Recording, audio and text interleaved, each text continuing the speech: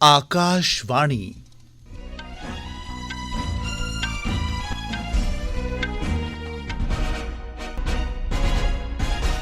खबरां जगमोहन शर्मा कोला। पैह्लें इस बेल्ले दियां खास खबरां। सरकार ने गरीब लोकें गी हर म्हीने मुफ्त अनाज उपलब्ध करोआने आह्ली प्रधानमंत्री गरीब कल्याण अन्न योजना गी होर 5 ब'रे लेई बधाई दित्ता ऐ। राष्ट्रपति द्रौपदी मुर्मू होर महाराष्ट्र च स्कूली शिक्षा प्रणाली कन्नै योग गी जोड़ने बारै इक राष्ट्रीय सम्मेलन दा उद्घाटन करा करदियां न। तेलंगाना च कल होने आह्ले विधानसभा चुनां लेई सब्बै तैयारियां मुकम्मल करी लैतियां गेदियां न। प्रधानमंत्री नरेंद्र मोदी होरें उत्तराखंड च सुरंग च फसे दे मजूरें जिनेंगी कल रातीं सेही सलामत बाहर कड्ढी लैता गेआ हा उंदे कन्नै अज्ज गल्लबात कीती। उनें आखेआ जे इस बचाव अभियान ने किट्ठे रलियै कम्म करने दी शानदार मिसाल पेश कीती ऐ। प्रधानमंत्री होर केंद्र सरकार दिएं कल्याणकारी योजनाएं दे लाभार्थियें कन्नै वर्चुअल तरीकें कन्नै गल्लबात करङन ते भारत च अमरीकी दूतावास ने पिछले ब'रे अक्तूबर म्हीने कोला लेइयै इस ब'रे सितंबर तगर रिकार्ड 1,40,000 छात्र वीजा जारी कीते न। खबरें दी तफसील। सरकार ने प्रधानमंत्री गरीब कल्याण अन्न योजना 1 जनवरी 2024 सोयां 5 होर ब'रें आस्तै बधाई दित्ती ऐ। इस योजना तैह्त मुल्खा च 81 करोड़ गरीबें गी 5 किलोग्राम अनाज हर म्हीने मुफ्त दित्ता जंदा ऐ। नमीं दिल्ली च मीडिया कन्नै गल्लबात करदे होई केंद्री सूचना ते प्रसारण मंत्री अनुराग सिंह ठाकुर होरें केंद्रीय मंत्रिमंडल दे इस फैसले दी घोषणा कीती। केंद्रीय मंत्रिमंडल ने महिला आप सहायता समूहें गी ड्रोन उपलब्ध करोआने दी केंद्री योजना गी बी मंजूरी दित्ती ऐ। ठाकुर होरें दस्सेआ जे इस योजना तैह्त 2023-24 कोला लेइयै 2025-26 दौरान 15,000 चुने गेदे आप सहायता समूहें गी ड्रोन हासल करोआए जाङन तां जे इंदा इस्तेमाल राई-बाई सरबंधी सेवाएं आस्तै करसानें गी कराए पर देने लेई कीता जाई सकै। इस योजना आस्तै 1,261 करोड़ रपे मंजूर कीते गे न। ठाकुर होरें दस्सेआ जे केंद्रीय मंत्रिमंडल ने 16वें माली आयोग दे कम्में ते जिम्मेवारियें गी बी मंजूरी दित्ती ऐ। राष्ट्रपति द्रौपदी मुर्मू होर अज्जै थमां महाराष्ट्र दे 4 दिनें दे दौरे पर न। ओह् पुणे कश लोनावाला च कैवल्य धाम दे शताब्दी वर्ष समारोह दे सिलसिले च स्कूली शिक्षा प्रणाली कन्नै योग गी जोड़ने बारै आयोजित राष्ट्रीय सम्मेलन दा उद्घाटन करा करदियां न। राष्ट्रपति अज्ज रातीं खड़गवासला च राष्ट्रीय रक्षा अकादमी च उंदे सम्मान च आयोजित रातीं आह्ली धामै च बी शामल होङन। कल राष्ट्रपति हुंदा खड़गवासला च राष्ट्रीय रक्षा अकादमी दे 145वें प्रशिक्षण कार्यक्रम पासिंग आउट परेड दा निरीक्षण करने दा बी कार्यक्रम ऐ। ओह् 5वीं बटालियन दी इमारत दा नींह पत्थर बी रखङन। शुक्रवारें राष्ट्रपति होर पुणे च सशस्त्र सेना मेडिकल कॉलेज गी सैन्य उत्कृष्टता दा राष्ट्रपति पुरस्कार भेंट करङन। शुक्रवारें गै ओह् कम्यूटेशनल मेडिसन दे सशस्त्र सेना केंद्र प्रज्ञा दा वर्चुअल रूपै नै उद्घाटन करङन। तदूं गै राष्ट्रपति नागपुर च सरकारी मेडिकल कॉलेज दी प्लैटिनम जयंती समारोह दा बी उद्घाटन करङन। 2 दिसंबर गी राष्ट्रपति द्रौपदी मुर्मू होर राष्ट्र संत तुकाडोजी महाराज नागपुर विश्वविद्यालय दे 111वें दीक्षांत समारोह च शामल होङन। मणिपुर दे सभनें शा पराने सशस्त्र गुट United national liberation front UNLF ने केंद्र ते राज्य सरकार कन्नै अज्ज नमीं दिल्ली च ऐतिहासिक शांति समझौते पर दस्तखत करी दित्ते न। एह् शांति समझौता 6 दहाकें तोड़ी चले दे सशस्त्र आंदोलन दे खत्म होने दा प्रतीक ऐ। इक सोशल मीडिया पोस्ट च केंद्री गृहमंत्री अमित शाह होरें आखेआ जे एह् गुट हिंसा छोड़ने ते मुक्खधारा च शामल होने पर सैह्मत होई गेआ ऐ। रक्षा मंत्री राजनाथ सिंह होरें मयारी रक्षा उपकरण ते उत्पाद तैयार करने पर जोर दित्ता ऐ। उनें आखेआ जे कौशल ते कार्यबल च सुधार ते रास पूंजी आकर्षित करने दे जतन कीते जाने लोड़चदे। ओह् अज्ज नमीं दिल्ली च रक्षा अनुसंधान ते विकास संगठन DRDO गुणवत्ता कॉन्क्लेव गी संबोधित करा करदे हे। उनें आखेआ जे उत्पादें दे कन्नो-कन्नी उपकरणें दे म्यारी होने कन्नै इंदी दुनिया भरै च मंग बधोग ते इस क्षेत्र च भारत दा रुतबा दुनिया च होर उच्चा होग।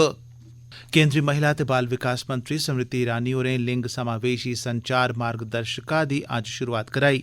नमीं दिल्ली च आयोजित इक समारोह दौरान उनें जेंडर इनक्लूसिव भाशा गी बढ़ावा देने दी जरूरता पर जोर दित्ता।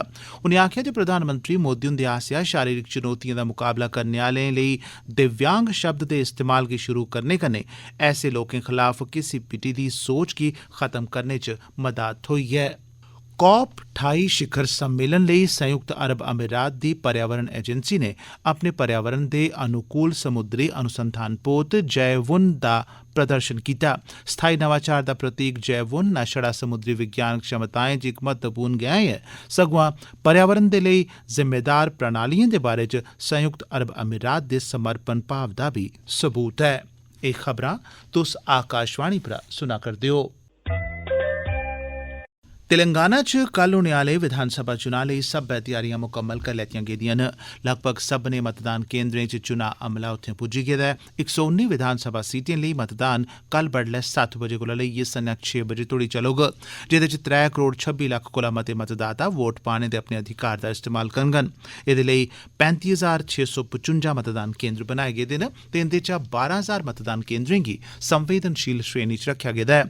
चुनां पूरी चाल्ली निरपक्ख, सुरक्षित, आजाना ते पारदर्शी ढंगै सिर करोआने लेई लोड़चदियां सब्बै तैयारियां करी लैतियां गेदियां न। कन्नै लगदे महाराष्ट्र, कर्नाटक ते आंध्र प्रदेश राज्यें दिएं सीमाएं पर बी सुरक्षा जांच ते निगरानी लेई नाके लाए गेदे न। केंद्री थेहारबंद बलें दियां 375 कंपनियां ते तेलंगाना विशेष पुलस दियां 50 कंपनियें दे अलावा राज्य पुलस दे 45,000 ते होमगार्ड दे 23,500 जवान बी तैनात कीते गे न। एह्दे अलावा 2,08,000 चुनां कर्मी बी ड्यूटी पर लाए गेदे न। कुल 2,290 मेदवार इस चुनां मैदान च न। प्रधानमंत्री नरेंद्र मोदी होरें उत्तराखंड च सिलक्यारा सुरंग च 17 दिनें बाद कड्ढे गेदे श्रमिकें कन्नै अज्ज फोन उप्पर गल्लबात कीती। श्रमिकें गी सुरक्षित बाहर कड्ढे जाने दे तुरत मगरा मोदी होरें बचाव टीमें दे अनथक जतनें दी बी सराहना कीती ही ते आखेआ हा जे बक्ख-बक्ख मंत्रालयें ते मैह्कमें दे अधिकारिएं दे आपूं च नेड़मा तालमेल बनाइयै कारवाई करने दी इक शानदार मिसाल ऐ जेह्ड़ी टीम वर्क दे महत्व गी दर्शदी ऐ ते किट्ठे रलियै अस बड्डी कोला बड्डी चुनौती दा बी मुकाबला करी सकने आं। प्रधानमंत्री नरेंद्र मोदी होर विश्व जलवायु शिखर सम्मेलन च हिस्सा लैने आस्तै कल 2 दिनें दे दौरे उप्पर संयुक्त अरब अमीरात लेई रवाना होङन। संयुक्त राष्ट्र जलवायु परिवर्तन घोषणा कन्नै जुड़े दे पक्खें दा उच्च सतह आह्ला 28वां सम्मेलन कॉप 28 28 नवंबर सोयां 12 दिसंबर तक्कर चलग। एह् आयोजन संयुक्त अरब अमीरात दी अध्यक्षता च होआ करदा ऐ। कॉप 28 जलवायु परिवर्तन दी सांझा चुनौती कन्नै निब्बड़ने दी रणनीति ते सांझे जतनें पर चर्चा करने दा एह् इक महत्वपूर्ण मंच ऐ। ग्लासगो च आयोजित कॉप 26 शिखर सम्मेलन च प्रधानमंत्री मोदी होरें जलवायु परिवर्तन दी दिशा च भारत दे सदा कोला मते योगदान दा जिक्र करदे होई 5 खास लक्ष्यें पंचामृत दी घोषणा कीती ही। प्रधानमंत्री होरें इस मौके पर पर्यावरण आस्तै जीवन शैली मिशन दी बी घोषणा कीती ही। G20 दी भारत दी अध्यक्षता दौरान जलवायु परिवर्तन प्राथमिकता दा क्षेत्र रेहा ते नमीं दिल्ली घोषणा च केईं सारे महत्व आह्ले उपाएं दी बी गल्ल कीती गेई। कॉप 28 सम्मेलन दौरान इत पेठा भारत दी सफलताएं गी सांझा करने दा मंच उपलब्ध होग। अपने दौरे दौरान प्रधानमंत्री शिखर सम्मेलन च हिस्सा लैने आस्तै आए दे विश्व दे केईं नेताएं कन्नै दपक्खी गल्लबात बी करङन। भारत ते अमरीका औने आह्ले किश म्हीनें च पृथ्वी दे अध्ययन लेई संयुक्त माइक्रोवेव रिमोट सेंसिंग उपग्रह प्रक्षेपित करङन। उपग्रह दा नां NASA ISRO synthetic aperture radar NISAR रखेआ गेआ ऐ। विज्ञान ते प्रौद्योगिकी मंत्री डॉ जितेंद्र सिंह होरें अमरीकी अंतरिक्ष एजेंसी दे प्रशासक बिल नेल्सन हुंदी अगुवाई आह्ले नासा दे उच्ची सतह दे शिष्टमंडल कन्नै लग्गी दी इक बैठक दौरान एह् जानकारी दित्ती। उनें आखेआ जे प्रधानमंत्री नरेंद्र मोदी हुंदे नेतृत्व च भारत च अंतरिक्ष क्षेत्र च स्टार्टअप गी बढ़ावा थ्होआ करदा ऐ, जेह्दे नै भारत दा एह् क्षेत्र होर बी तेजी कन्नै तरक्की करा करदा ऐ। नीति आयोग दे मुक्ख कार्यकारी अधिकारी BRV सुब्रमण्यम होरें आखेआ जे शिक्षा आह्ले खेत्र च टैक्नोलोजी दी महत्वपूर्ण भूमिका ऐ ते मुल्खा गी शिक्षा ते टैक्नोलोजी गी सशक्त बनाना होग। उनें अज्ज नमीं दिल्ली च उच्च शिक्षा शिखर सम्मेलन गी संबोधित करदे होई एह् गल्ल आखी। उनें गलाया जे भविक्ख च आर्टिफिशियल इंटैलीजेंस दा शिक्षा सरिस्ते पर खरा मता असर होग। उनें समाजिक विज्ञान दे क्षेत्र च अनुसंधान दी लोड़ दा बी जिक्र कीता। सीनियर IAS अधिकारी अटल डुल्लू होरें गी जम्मू कश्मीर दा मुक्ख सचिव नियुक्त कीता गेआ ऐ। ओह् अरुण कुमार मेहता हुंदी थाह्र एह् औह्दा सांभङन जेह्ड़े कल यानी 3 नवंबर 2023 गी पिंशनी होआ करदे न। आकाशवाणी दे जम्मू संवाददाता दी रिपोर्ट मुजब 1988 बैच दे IAS अफसर अटल डुल्लू होर 1 दिसंबर थमां प्रदेश दे मुक्ख सचिव दा ओह्दा सांभङन। गृह मंत्रालय पास्सेआ जारी हुक्मै मुजब अरुण कुमार मेहता होर 3 नवंबर 2023 गी रिटायर होआ करदे न। जंदी 20 नवंबर गी केंद्र सरकारै अटल डुल्लू होरें गी उंदे केंद्र शासित प्रदेश दे काडर च वापस भेजेआ हा। ओह् गृह मंत्रालय तैह्त बन्ने दे प्रबंधन आह्ले मैह्कमे च बतौर सचिव कम्म करा करदे हे।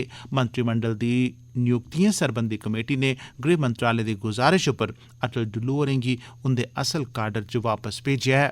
एह् खबरां तुस आकाशवाणी परा सुना'रदे ओ।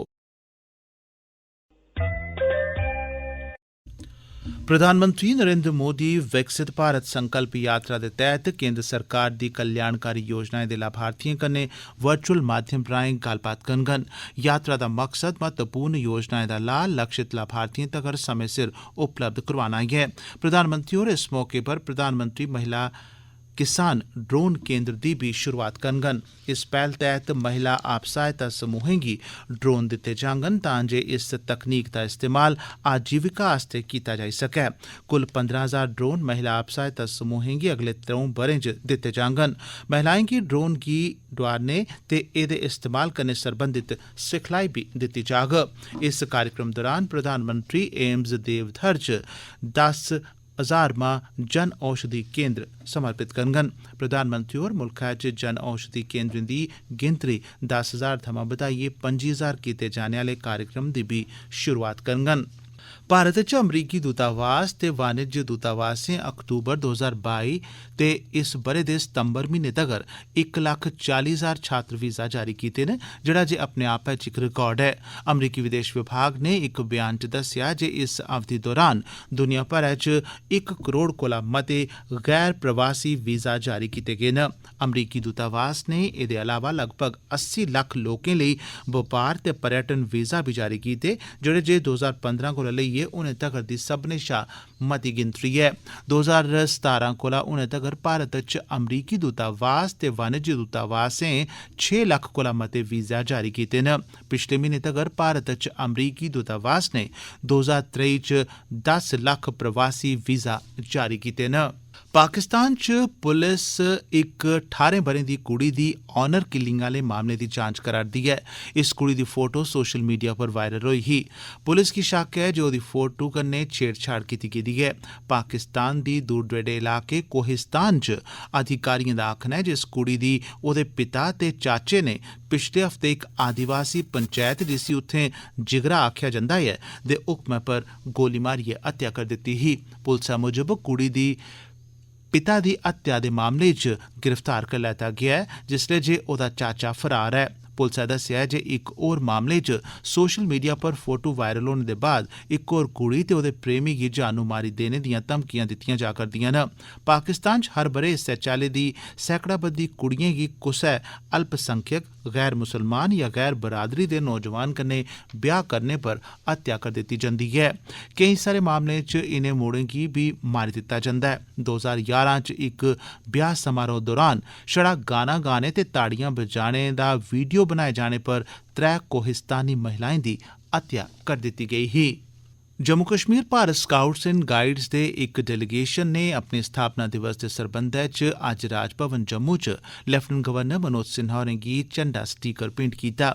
हर ब'रे 7 नवंबर गी भारत स्काउट्स एंड गाइड्स दा स्थापना दिवस मनाया जंदा ऐ ते इस सरबंधै च म्हीना भर दे कार्यक्रम आयोजित कीते जंदे न। इस मौके पर बोलदे होई LG होरें आखेआ जे 63 लक्ख शा मते स्काउट्स एंड गाइड्स साढ़े मुल्खै दी अनेकता च एकता दी प्रेरणा देने आह्ली मिसाल न ते पिछले 7 दहाकें दौरान इनें युवाएं च दोस्ती दे रिश्तें गी बड़ा मता पक्का कीता ऐ। उनें आखेआ जे J&K Bharat scouts and guides दी टीम ने समर्थ निर्माण च योगदान दिंदे होई समाज दी निस्वार्थ सेवा कीती ऐ ते राहत अभियानें दौरान बेमिसाल दलेरी दा सबूत पेश कीता ऐ। उनें आखेआ जे प्रगतिशील समाज दे विकास लेई रमानदारी अत्त लाजमी ऐ। सिन्हा होरें स्काउट्स एंड गाइड्स गी आखेआ जे ओह् पूरे विश्वास कन्नै अग्गें बधन। उनें आखेआ जे स्काउट्स एंड गाइड्स दे स्वयंसेवियें गी लोड़चदा ऐ जो दुनिया भरै च रमानदारी दा सनेहा पुजान ते समाज दी भलाई आह्ली भावना कन्नै कम्म करन ते विकसित भारत दी यात्रा च अपना योगदान देन। सिन्हा होरें राष्ट्रपति पुरस्कार लेई चुने गेदे स्काउट्स गी मुबारकबाद दित्ती ते उनेंगी प्रशासन दी तरफा बी हर मुमकिन सहयोग दा यकीन दोआया।